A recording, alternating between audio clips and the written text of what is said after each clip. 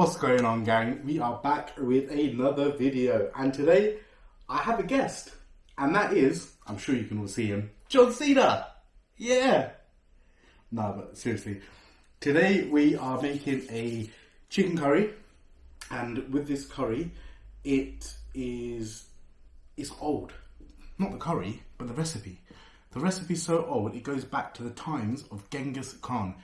The dish is called chicken Changezi, and the reason it's called that is apparently Genghis Khan was named Chengi or something like that, and that's where it's come from.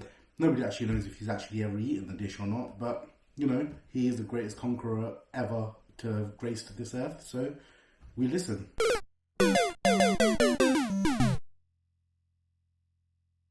So, first of all, I've already started the marination process for the chicken.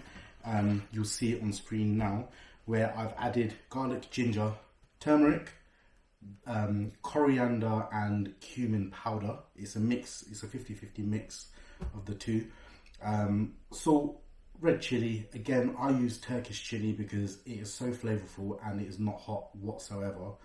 And then following that, we've gone in with a lemon and some oil, and that's what it looks like right now. Nice and yellow. I think that's the turmeric. It is a two-part marination process. I think this is the reason that this is so is because back in the day, you know, you didn't know where the meat was coming from or whether it was good or not. So a lot of the marinations were done with turmeric to kind of kill off any bad bacteria. But I have followed it in that sense, in that two-step marination process. So firstly, I'm just going to quickly run through the second part of the marination process, and that is I need to get 3 tablespoons of yogurt into what I've already done. So 1, 2, and 3. And following that, 2 tablespoons of tomato puree. So 1 and 2. There isn't any other tomato in this dish. I mean, I'm sure there's variations of recipes that have the tomatoes and stuff like that, but I'm not going to be doing that. So I'm just going to give this a quick little mix up. The first marination process actually has been done for roughly 2 hours.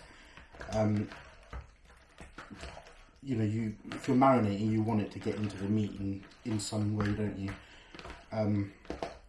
So now that I've done this second part as well, I'm just going to let it sit for another half an hour or so with the yogurt and tomato. So hopefully the yogurt will start breaking down the meat and the tomato will give it some extra oomph.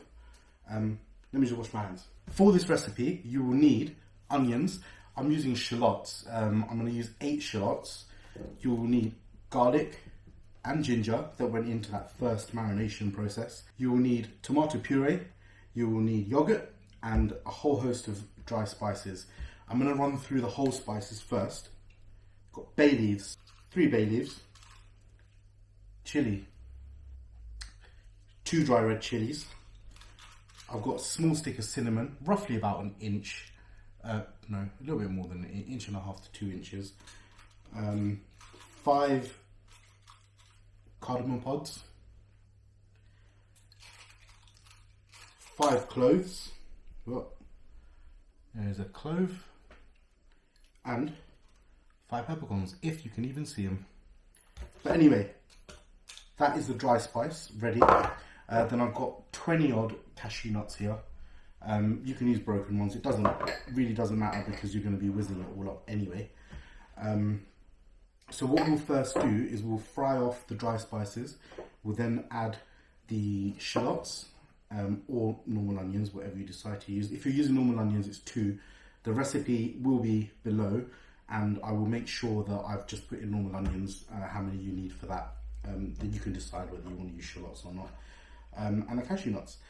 So let's get to the cook up process and then go from there. The onions you don't need to chop down too much, just chop them in quarters or whatever. Nice big bits, because again it's all going to be blitzed up and turned into a nice little paste.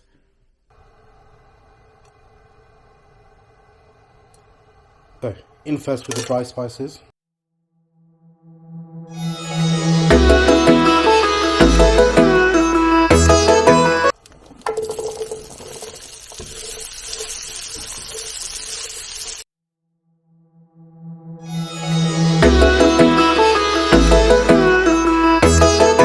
Cashews.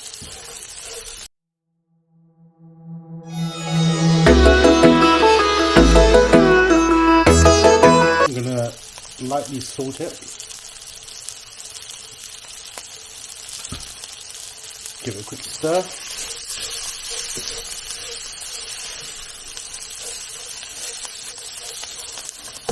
Then I'm going to turn the heat all the way down. I'm going to cover it up and I'm going to just let it sit. Let it sit for, you know, a good 20 minutes, 15-20 minutes. You don't want any colour on it whatsoever. You just want everything to sweat down so beautifully. So yeah, I'll show you what it looks like once it's sweated down. Alright guys, so I've given it about 15 minutes. Look how lovely and soft and translucent these onions have gone. The cashew nuts have cooked in well. Yeah, there is a little bit of colour on the cashews, but that's not to worry. And now I am going to blitz all of this up together. Obviously letting it cool down first. So whilst it does cool, I will show you what to do with the chicken. Here we are. I'm going to go in with oil. Chicken's obviously been sat marinating. Going to put the heat up. And we're going to fry the chicken. Look at the colour on the chicken now. It is slightly reddish from the tomato. And everything else is pretty much creamy. Which is what we're looking for in this dish. An essence of creaminess. So, in with the chicken.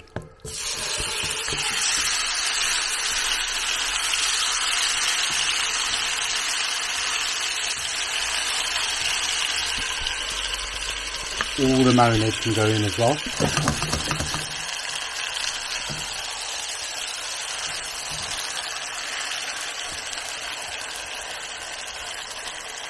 Okay, what we'll do is cover it up for the moment, let it cook on high heat, and let it start browning and go through. And in the meantime, I'm going to blitz up our little mix that we've made here and get it ready for the next step.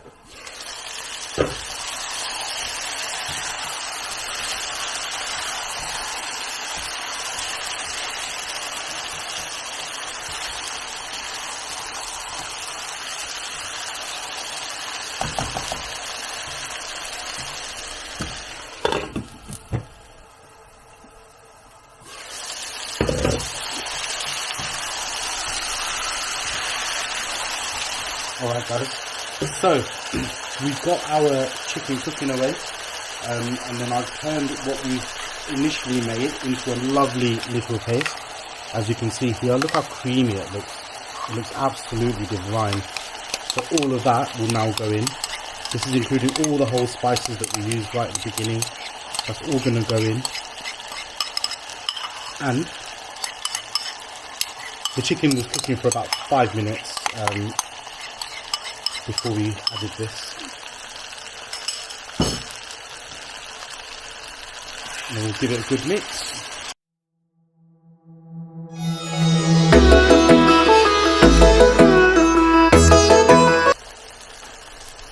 And then we're going to go in with a cup of water. You can add a stock cube at this point if you want to. I'm not going to because I like it just as it is. Give it a bit of a shake. And again, putting the heat all the way down, covering it up, and now I'm just going to let it sit for about 45 minutes. Alright guys, so it's been half an hour. I'm going to take a quick look. Look at that. Chicken is falling apart. Oh man, I'm salivating. You can see that the sauce is nice, thickened, not thickened up, but it's got great consistency going on. So, at this point, for the last, 15 minutes of cooking, we need to add a couple more bits. So, we're going to go in with a teaspoon of coriander,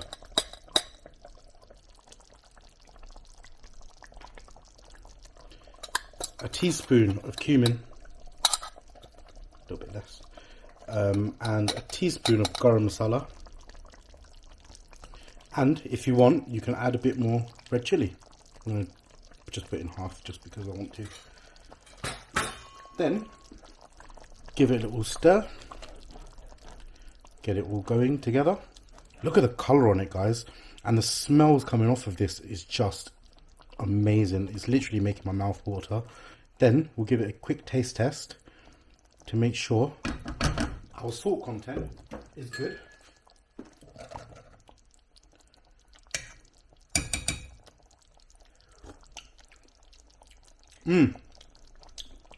Oh my god. Yes. Okay. I think we're okay for salt. So we're just going to let this chicken cook for another 10 to 15 minutes. It is definitely falling apart, so I know the chicken's cooked through, but I just want the spices to meld together. So we'll leave that for another 15 minutes and then we'll be back. Alright guys, it's been 15 minutes and this is where we're looking. Now, the sauce isn't very thick. That's what I was looking for. I didn't want a thick sauce. And it's perfect for what I want. So, to make this dish finalized, I'm going to move that across. I'm going to pump up the heat. I'm going to put on another pan. I'm going to put in some more oil and wait for it to heat up. So the oil is back up to heat. And I'm chucking in padron peppers. I mean, normally it would be normal peppers. I'm using padrons because 1, I like them, and 2, I had them in the fridge. So I'm going to blister them up, let them get nice and blistery. I'm going to salt them a little bit.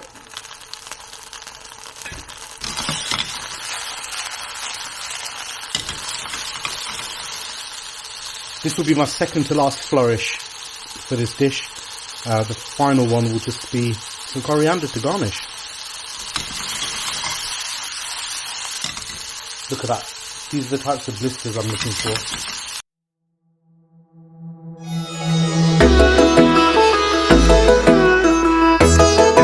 Woo! Look at these. That is exactly what I want. That's going to add so much character to the dish. So, still on high heat, I'm going to bring the chicken back across. I'm going to chuck in these peppers. I'm going to mix it all through, or try and mix it through at least. Let it all bubble away nicely and amalgamate.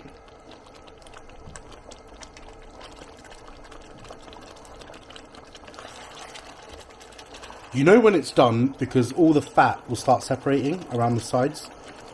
Can you see there? There's pockets. So you know that it's definitely cooked through. The sauce won't be, it won't have a watery feel to it. It will all be nicely amalgamated and mixed well. So the last touch will be 4 tablespoons of cream.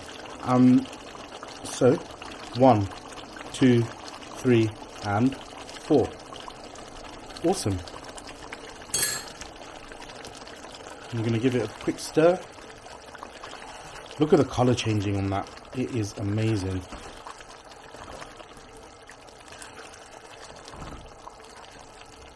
Alright, so now that I've added the cream, I'm going to close the lid and just let it sit for, off the heat obviously, let it sit for about 5 or 10 minutes. Right, guys, just a little bit of rice, because obviously I need to try it, I need to tell you what it tastes like. So, for the grand finale, or as the homie would say, finale, we're just going to flourish coriander straight in, as much or as little as you want. I love coriander, so I'm going to go crazy. So, give it a little mix. Oh man, my mouth is watering. Can you see the chicken there? Let's see if I can get you a close up. Look at that. Yes. Grab me a pepper.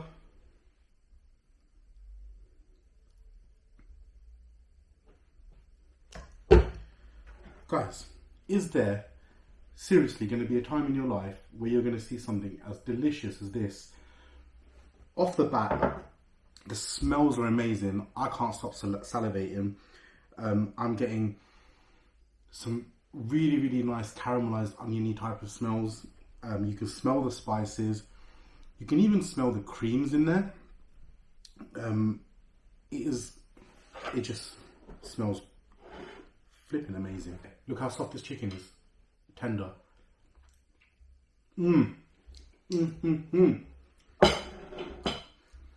It's got a really light, delicate taste to it. So this is the type of curry you should make if you go to a restaurant and order a chicken korma.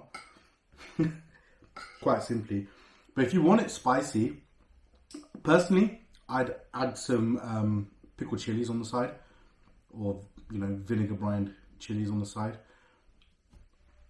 I'm gonna go for a perfect bite first. So I've got rice, I've got the sauce, I've got the chicken. Look at that. We've made this mistake before where we shove hot food into our gobs and it doesn't end very well.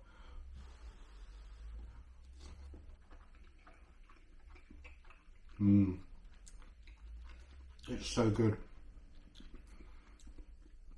I mean, in theory, it should be bland, but it's really not. There's creaminess coming from the cashews for sure. There is a really light element to this dish. It's not bang, there we are kind of thing. Power right in a kisser, as some would say. But it gives you that power right in a kisser. It's so good. And this chicken is so soft.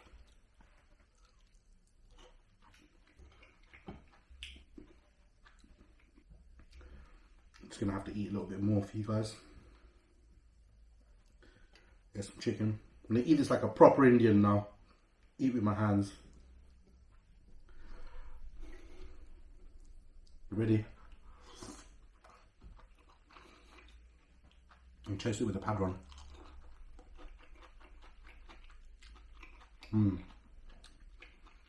So what the pepper brings is a totally different element to the dish. It kind of cuts through everything, and let's be honest, it is a rich dish. It's not a dish that's really spicy and in your face. It's not a dish. It's kind of, the best way of describing this is a mix between a korma and a butter chicken, but not smoked, because a butter chicken is normally smoked. You could potentially smoke this as well. You could put it in your smoker. You can add a bit of smoked paprika, give it a smoky element if you want. But I think it's perfect as it is. If you guys are vegetarian, replace the chicken, replace it with mushrooms, something that will absorb all the flavour. Maybe paneer, but I think paneer might become too rich. But if you ever do try it, let me know. Maybe I'll give it a go as well, if it really is that good.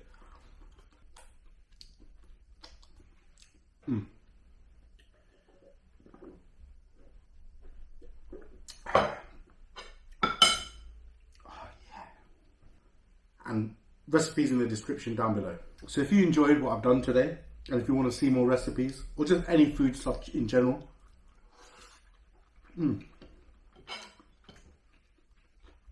make sure you like, comment, share, subscribe, and I can bring more content to you guys. Hit that like button. We know that you like it, so show us.